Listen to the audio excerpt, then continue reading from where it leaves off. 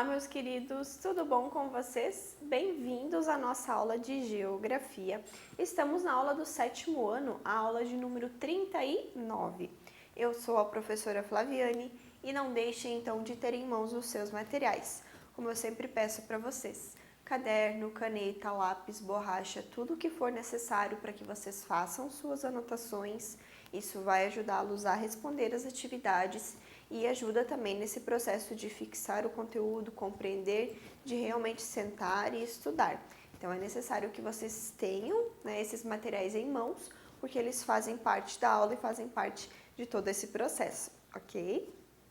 Então hoje é a nossa última aula em relação ao espaço agrário brasileiro. Então lembrem que a gente já teve 3 aulas anteriores, e nessas aulas a gente conversou sobre todo o processo desde a colonização, como se deu, a distribuição de terras e por que essa herança ela vem até hoje, ela é um problema em relação à acumulação de terras, que nós vimos ali o tamanho dos estabelecimentos em relação à quantidade de pessoas que possuem essas terras. A gente viu em relação ao tipo de cultura também, as temporárias, as permanentes, quais são os principais cultivos, o que o Brasil principalmente exporta. Então a gente já passou por todas essas aulas. Se necessário for, então voltem essas aulas, escutem de novo, refaçam as atividades. E hoje a gente vai dar continuidade e vai ser a nossa última aula então sobre esse tema. Hoje o nosso objetivo é reconhecer os diferentes tipos de agricultura praticados no Brasil. Então a gente vai ver quais os cultivos, e quais as pessoas que fazem esse tipo de cultivo. Então vamos começar. Então, a agropecuária familiar e não familiar.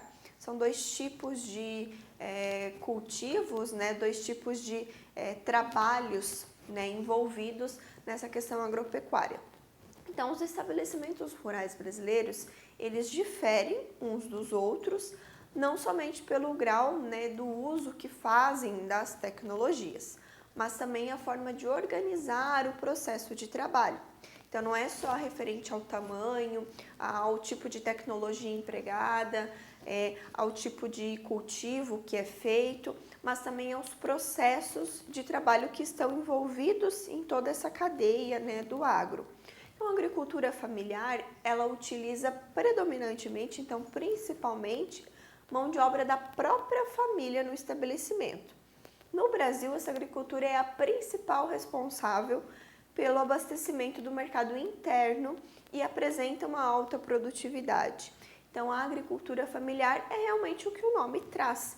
Então, é uma família trabalhando, dentro daquele estabelecimento rural. E é essa agricultura que fornece o alimento que nós consumimos. Então, é esse tipo de agricultura que leva então para mercados, para as feiras, para os sacolões ali quando a gente vai comprar, ou nós mesmos vamos direto a esse produtor buscar algum tipo de alimento. Então, é esse tipo de agricultura, é a familiar, que abastece a mesa dos brasileiros. Aquela agricultura em larga escala, da soja, que nós vimos aqueles principais tipos de exportação, aquilo é feito então pelos grandes, pelos que têm mais, detêm mais tecnologia, os que detêm mais terra. Então as pequenas agriculturas, as familiares, elas são essas que chegam na nossa mesa. A agricultura familiar, ela domina as estatísticas, tanto em geração de emprego, quanto em número de estabelecimentos. Então, emprega mais de 70% dos trabalhadores do campo e corresponde a mais de 80% do total dos estabelecimentos rurais existentes no país. Ou seja, quando a gente vê em relação a tamanho, lembram lá na primeira aula que eu mostrei para vocês, o mapa lá que mostrava em relação a tamanhos de estabelecimento. Então, a agricultura familiar é a que domina os pequenos ali estabelecimentos, que têm maior quantidade. E em relação a empregos também, porque ela detém pouca tecnologia, ou nada ou pouca tecnologia, é realmente aquela família trabalhando, utilizando a sua própria mão de obra, o seu esforço na terra. A eficiência produtiva e econômica desse tipo de agricultura é considerada superior à do agronegócio. Além disso, oferece a vantagem de agredir menos o meio ambiente. Então, por ela fornecer muito mais alimentos, né, por ela estar presente no dia a dia, né, das famílias, nas nossas famílias, por exemplo, ela acaba tendo uma eficiência muito alta, porque as culturas elas precisam estar sempre sendo cultivadas. Então, o que acontece? Uma família se especializa em um tipo de produto, outra família em outro tipo, então as culturas elas sempre são oferecidas, elas sempre estão na nossa mesa. Então, nós dependemos desse tipo de agricultura para sobreviver, para a nossa subsistência. Então, aqui, ó, o que é a agricultura familiar? Então, é toda atividade rural gerida por uma família. Então, vai ser uma família. Pode ser, né, o pai, a mãe, os filhos, o pai, a mãe e um irmão de um dos dois ali. Então, realmente no âmbito familiar ali. Ou mais de uma família, dois irmãos ali com as suas famílias, gerindo aquele negócio, né, no âmbito rural. A área da fazenda, né, a área do local ali, pode ter no máximo até 4 módulos fiscais. 50% ou mais da mão de obra tem que ser da família.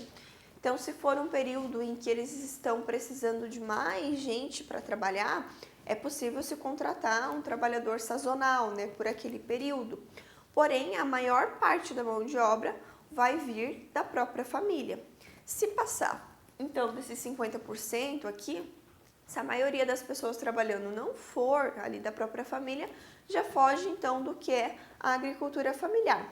Então, a maioria dos trabalhadores, né, 50% ou mais, precisa vir da própria família. Somente a família administra, né? Então, aqui, ó, no mínimo metade da renda tem que vir da fazenda. Então, a família ela sobrevive, né, disso. A principal renda da família é a agricultura familiar e somente a família administra. Então, esse é o ciclo, né, o processo da agricultura familiar. Então, aqui, ó, 60% da produção da horticultura, então das hortaliças, vem da agricultura familiar. Ela lidera o que? A produção de morango, alface, batata doce, pimentão. Então, esses tipos de alimento bem básicos, né, do dia a dia, são o que a agricultura familiar ela lidera no país. Então, é por isso que a gente diz que a agricultura familiar é a que abastece a nossa mesa, é a que está ali no nosso prato todos os dias. Pernambuco, Ceará e Acre são os estados com as maiores áreas ocupadas pela agricultura familiar. Então, onde a gente consegue encontrar mais esse tipo de relação trabalhista, né? Esse modelo trabalhista. Na agricultura não familiar, então aqui o oposto, a mão de obra contratada é superior à da familiar e a produção não é comandada diretamente por quem trabalha na terra. Então aqui a gente já entra mais com as grandes, né, as grandes parcelas de terra, com os grandes empreendedores ali que colocam um maquinário, que precisam contratar. Então já é realmente o oposto, uma está na ponta da outra. Agricultura familiar e não familiar é aqui, ó. Agricultura não familiar, ela tem o maior número de estabelecimentos, né, em porcentagem, pessoal ocupado e área. Já a agricultura familiar, ela teve uma queda, né, em relação à agricultura não familiar, justamente pelo que a gente viu aqueles processos anteriores, né, do aumento da produção de soja, do aumento da perda dos estabelecimentos menores, que são esses da agricultura familiar, para aqueles latifúndios, as que produzem mais. Então, aqui a gente consegue ver essa relação. Também é do Censo Agropecuário de 2017, aqui esse dado. E aqui eu deixo como sugestão para vocês, tem uma série de reportagens no G1, onde consta, o nome dessa série é De Onde Vêm os Alimentos. Então, mostra todo esse processo, principalmente da agricultura familiar. É bem interessante. Então, se vocês quiserem depois dar uma olhadinha, ele vai complementar muito bem o tema da nossa aula, tanto dessa quanto das anteriores, ali em relação ao tamanho da propriedade, o que se produz, como se produz. né? Então é bem interessante. Então é uma série que mostra de onde vêm os alimentos que a gente consome e a sua evolução também de produção, né? As tecnologias que vêm sendo empregadas, como os agricultores familiares eles estão se adequando ao mercado também. Então é bem interessante essa série de reportagens e eu deixo como sugestão de material extra para vocês. Aqui também um dado em relação ao censo agropecuário, ó, agricultura familiar e não familiar. Proporção das áreas e dos números de estabelecimentos, então o tamanho, né, e em relação à quantidade de tamanho da terra ali. A área 70% é agricultura não familiar, diária, né? Só que já em número de estabelecimentos, em quantidade, a maioria é agricultura familiar. Aí entra no ponto, né, de toda essa nossa série de aulas, que é em relação à distribuição de terras. Então, a maioria, né, as maiores porções de terra, né, estão nas mãos de poucos e as menores porções, elas são mais divididas. A divisão da produção no campo. Então aqui é bem interessante porque nos mostra, né, como os alimentos chegam à nossa mesa. Que é aquela série, né, do G1 que eu comentei com vocês, ó. Então, em laranja, a gente tem a agricultura familiar. E nesse verdinho aqui, nessa marronzinha, essa cor mais escurinha, a gente tem a agricultura não familiar. Então, ó, o cacau. Aqui daí a gente tem o que mais? A mandioca, o pimentão, o tomate. Então, ó, esses alimentos menores de dia a dia, eles vêm da agricultura familiar. Alimentos já que são voltados a um mercado mais externo, não só uma produção interna, ó, o café que a gente exporta bastante, arroz também que se exporta, né, não é só um consumo interno. O que mais tem aqui? A batata, ó, que é mais fácil ser produzida em larga escala, é uma cultura que você consegue ter por mais tempo, também ó, de exportação, né, de agricultura não familiar, mas os alimentos básicos, ó, em relação a caprinos, ó, as cabras, a agricultura familiar é quem produz também, os suínos já fica mais equilibrado, as galinhas também, uma relação mais equilibrada entre ambos, tanto a familiar quanto a não familiar.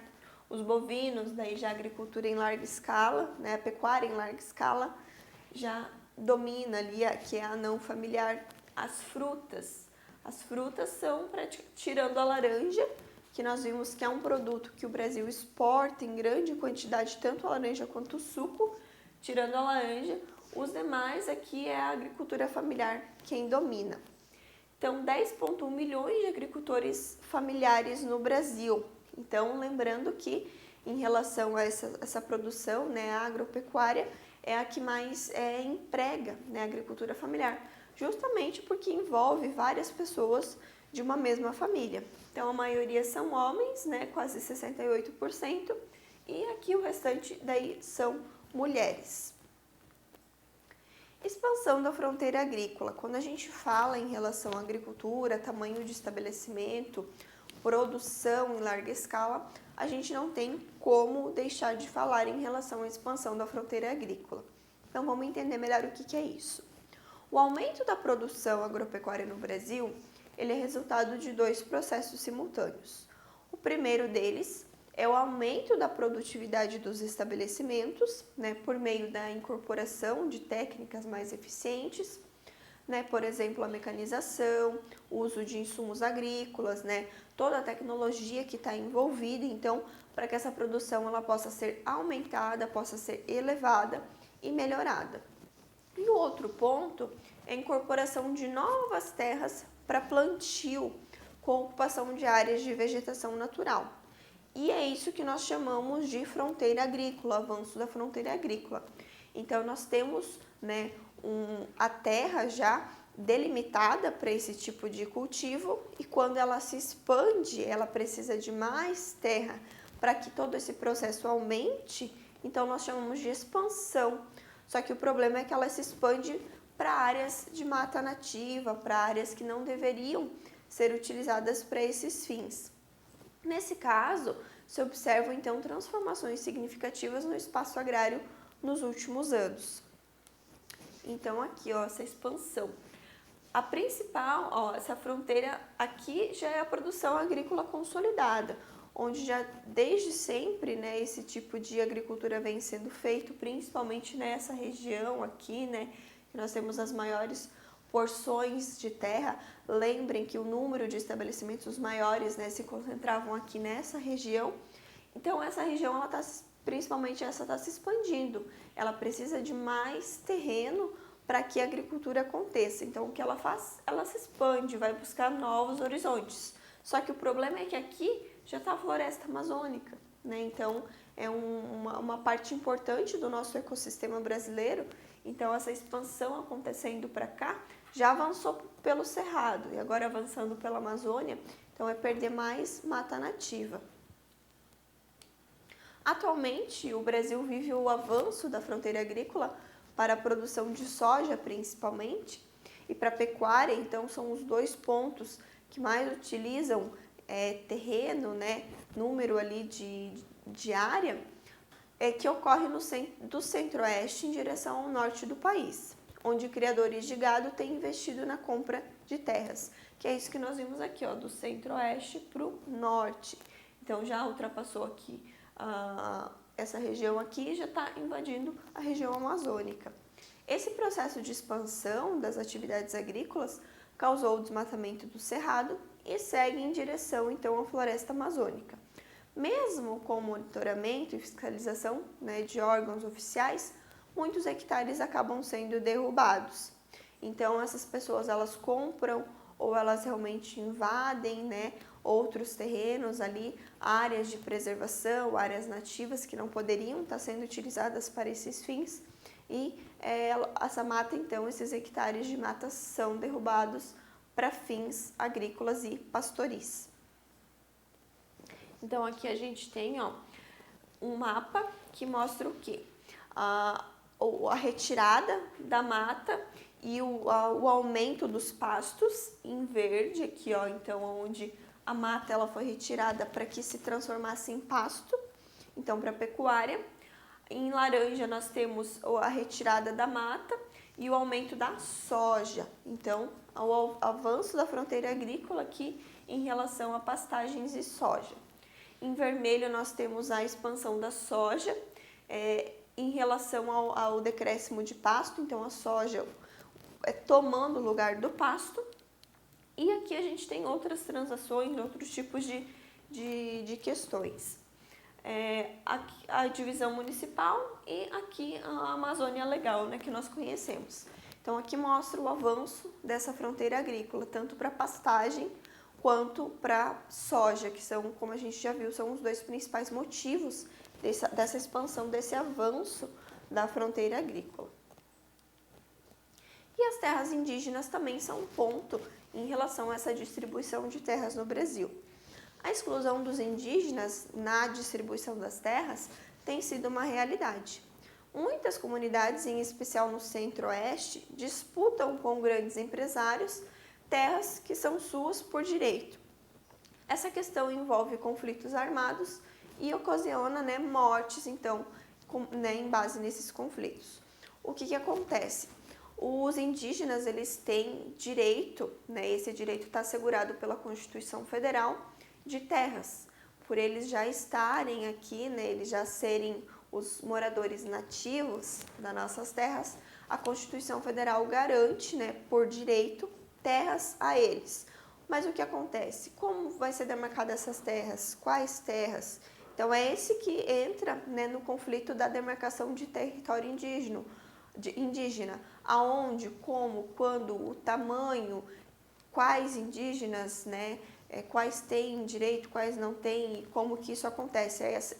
É aí que entra os conflitos. A FUNAI, que é a Fundação Nacional do Índio, considera a terra indígena o quê? Uma porção do território nacional que pertence à União, ou seja, que pertence ao Brasil, não tem um proprietário privado, então pertence ao Brasil, à União, habitada por um ou mais povos indígenas, então são dois povos que podem coexistir juntos ou somente uma tribo, né, um povo ali. E por esse povo, por essas pessoas ali, pelos indígenas, é utilizada para suas atividades produtivas, né, imprescindíveis. E preservam também a questão dos recursos naturais e ambientais. É necessária, então, a sua reprodução. Também aquele território é necessário para a sua reprodução física e cultural, segundo os seus usos, costumes e tradições. Então, é um território onde os indígenas eles sobrevivem e reproduzem, né, perpetuam os seus costumes e as suas tradições que vêm, então, né, de ancestralidade, são perpetuados, repassados, né, na forma de tradição para os seus descendentes. Então, aqui as terras indígenas, ó, a gente consegue ver que o principal, né, acaba ficando no norte, ó. No norte aqui é onde a gente mais tem a concentração das terras indígenas e né, são as regiões aqui onde a gente mais encontra conflitos.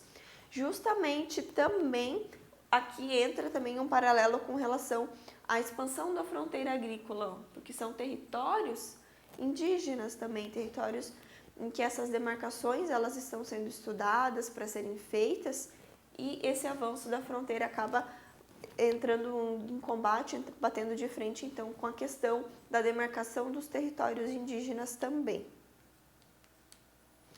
Aqui terras indígenas em processo de demarcação, né?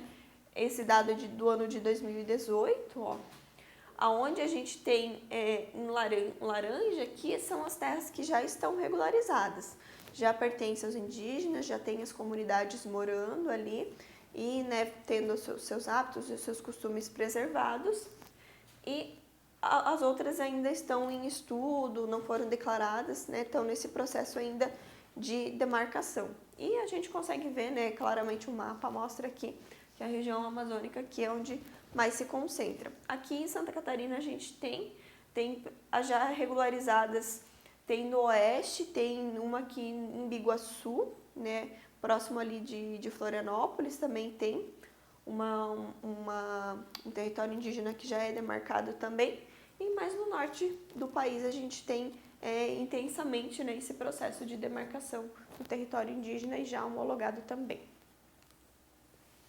Aqui eu trouxe alguns dados em relação às cooperativas. Lembram que a gente comentou, né, nas aulas passadas com relação às cooperativas, a importância dessas cooperativas para que famílias, né, se unissem e pudessem então competir com os grandes, pudessem ter espaço nessa questão da agroindústria.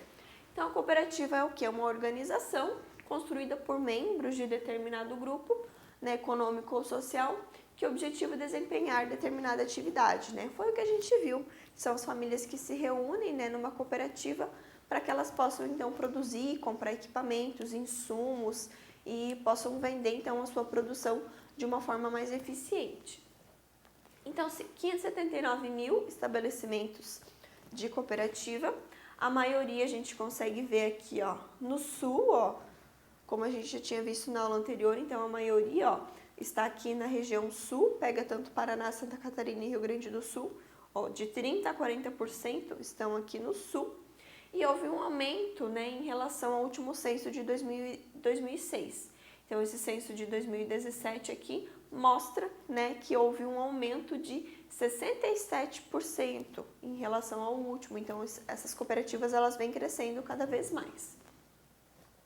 Aqui a gente tem daí, ó, o tamanho da área, então 20% da área de todos os estabelecimentos agropecuários está associado a cooperativas. Então, isso mostra também que essas cooperativas, elas vêm ganhando terreno, né? Elas querem esse aumento, então, do tamanho das áreas, justamente para que essa competição ela possa acontecer, né? Para que elas possam estar inseridas nesse mercado. Então, são cerca de 70 milhões de hectares, né, de produção voltados ali para as cooperativas. E aqui o número de estabelecimentos, é o que a gente consegue ver. Então, eles vão, os de 1 a 50 hectares são os que mais se destacam. E 71,2% da agricultura familiar dos estabelecimentos cooperados são do tipo de agricultura familiar. Então, a agricultura familiar também entra, né, nesse processo aqui dos cooperados. Aqui a gente tem, então, ó, área ocupada por tipo de agricultura, familiar e não familiar. Aqui é no Brasil todo, ó. Então, a gente consegue ver que a agricultura familiar, lembram que nos estados do Nordeste, eles apareciam mais intensamente? Então, aqui a gente consegue ver, ó. Já no Mato Grosso, ó, onde a gente tem aquela produção de soja e pastagens, né? A não familiar, ela domina, ó, quase 100%, né? 90% aqui já é agricultura não familiar devido ao tipo de produção realmente. E aqui em Santa Catarina, como é que funciona? Então, 6,4 milhões de hectares, né? A área aqui são dos 183 mil estabelecimentos agropecuários do estado. Então, número de estabelecimentos por município. Então, aqui está a distribuição por município e a gente consegue ver, né, nas áreas mais escuras ali os maiores números. Então, oeste, a gente tem alguma coisa aqui também no nordeste, mas mais para o centro-oeste e oeste do estado. Depois, o tipo de lavoura que a gente tem. Lembram das permanentes e temporárias? Então, em Santa Catarina, como que acontece? As lavouras permanentes e temporárias, elas tiveram uma queda, né, em relação ao ano de 2006, ó, houve uma queda, e houve um aumento, então, das pastagens plantadas em relação às naturais, e as áreas de mata, elas já cresceram, ó, então, a gente tem essa configuração aqui no estado. Os tipos de cultivo que nós temos, ó, a gente tem, então, maçã, banana, ó, aqui como lavoura permanente, né?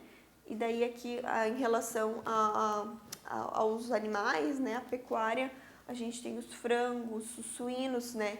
Onde Santa Catarina domina esse tipo de produção. E aqui nós temos então a lavoura temporária, então o milho e a soja também. E é isso então, pessoal, para a nossa aula de hoje, né? Nós encerramos então essa nossa série em relação à agropecuária brasileira, né? Essa distribuição de terras que nós vimos ao longo das nossas aulas. Não deixem de ver os materiais extras, não deixem de rever as aulas e principalmente não deixem de fazer as suas atividades. Nós nos vemos então na nossa próxima aula. Tchau, tchau!